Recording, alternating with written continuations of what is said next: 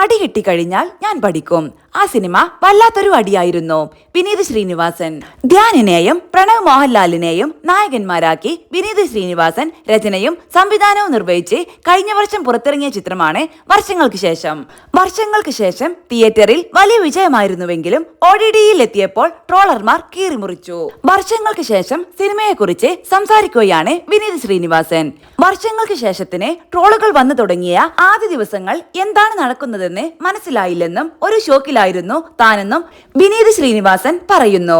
ചില ട്രോളുകളിൽ കാര്യമുണ്ടെന്ന് മനസ്സിലായെന്നും ആളുകൾ പറയുന്നതിൽ നിന്ന് ശരിയായവ സ്വീകരിച്ചെന്നും അദ്ദേഹം പറഞ്ഞു. അടുത്തതായി താൻ ചെയ്യാൻ പോകുന്ന സിനിമയിൽ ഒരു തമിഴ് കഥാപാത്രം ഉണ്ടായിരുന്നു എന്നും അപ്പോൾ ക്യാമറാമാൻ ജോമോൻ തൽക്കാലം തന്റെ സിനിമയിൽ തമിഴ് കഥാപാത്രം വേണ്ട എന്ന് പറഞ്ഞതിനെ തുടർന്ന് ആ വേഷം മലയാളിയാക്കി മാറ്റിയെന്ന് വിനീത് പറഞ്ഞു.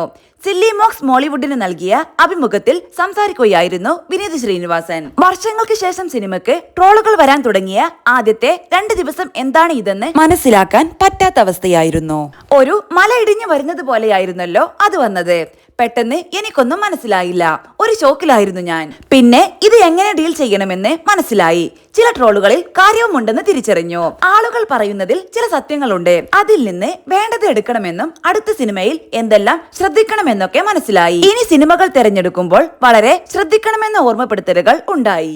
ഏറ്റവും രസകരമായ കാര്യം എന്താണെന്ന് വെച്ച് കഴിഞ്ഞാൽ ഞാൻ അടുത്തതായി സംവിധാനം ചെയ്യാൻ പോകുന്ന സിനിമയിൽ ഒരു തമിഴ് കഥാപാത്രം ഉണ്ടായിരുന്നു. അപ്പോൾ ജോമോൻ എന്റെ അടുത്ത് പറഞ്ഞു, വിനീതെ, തൽക്കാലം നിന്റെ സിനിമയിൽ തമിഴ് ക്യാരക്ടർ വെക്കേണ്ട. മലയാളത്തിൽ വേറെ ആര് വെച്ചാലും കുഴപ്പമില്ല, നീ വെക്കേണ്ട എന്ന്. അങ്ങനെ ആ തമിഴ് കഥാപാത്രത്തെ മലയാളിയാക്കി മാറ്റി. എനിക്ക് അടി കിട്ടിക്കഴിഞ്ഞാൽ ഞാൻ പഠിക്കും. ആ സിനിമ വല്ലാത്തൊരു അടിയായിരുന്നു. വിനീത് ശ്രീനിവാസൻ പറയുന്നു.